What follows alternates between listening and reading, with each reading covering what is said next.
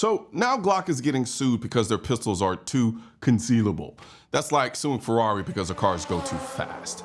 Now, this is what happens when people would rather blame the tool than the person pulling the trigger.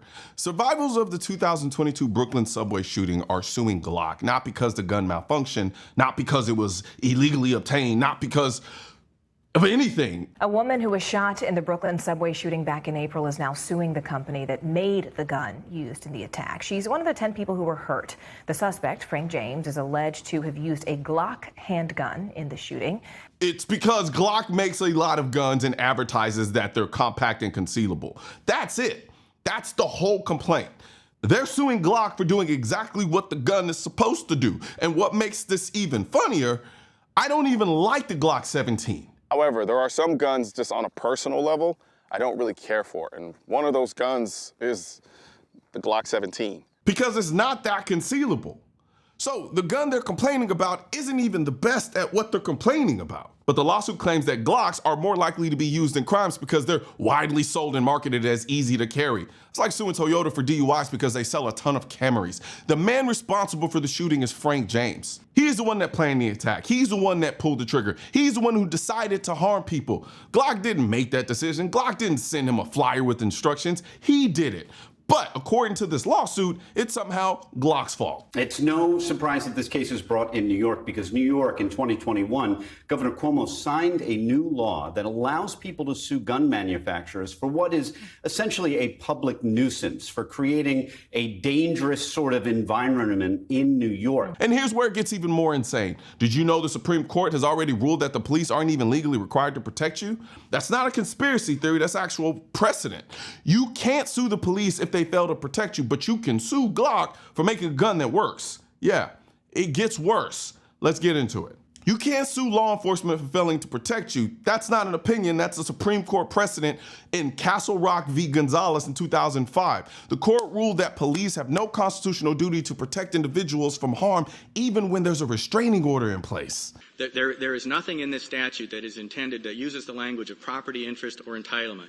I think if this court would look to its decision in Gonzaga, for example. Let that sink in. You can't sue the government if it fails to protect you, but you can sue a gun company for making a product that does what it's supposed to do. That's not justice, that's a strategy. This isn't about justice. This isn't about public safety. This is about bankrupting the gun industry one lawsuit at a time. They know they can't ban guns through Congress. They know they can't repeal the Second Amendment. So now they're trying to sue the industry into extinction. Same playbook they used before the Protection of Lawful Commerce and Arms Act, which was passed in 2005. That law was created specifically to stop this type of nonsense, blaming manufacturers for the criminal actions of third parties. But now they're trying to sidestep PLACA using vague claims about marketing and product design. If it works, no gun company is safe. They're not trying to win with logic. They're trying to bleed the gun industry dry through legal attrition. And let's not ignore the ridiculousness of the actual claim. Glock is being sued because their guns are concealable. That is not a flaw. That's a feature. Concealability is the reason law enforcement agencies around the world use Glock pistols. It's the reason millions of Americans carry them for personal protection. It's not deception, it's design. What's next? Suing a knife company because the blade is sharp? Suing a ladder company because it's tall enough to fall off of? This is nonsense dressed up in legalese. And while we're blaming companies for making products that work too well, don't be surprised if someone tries to go after AKT1 next.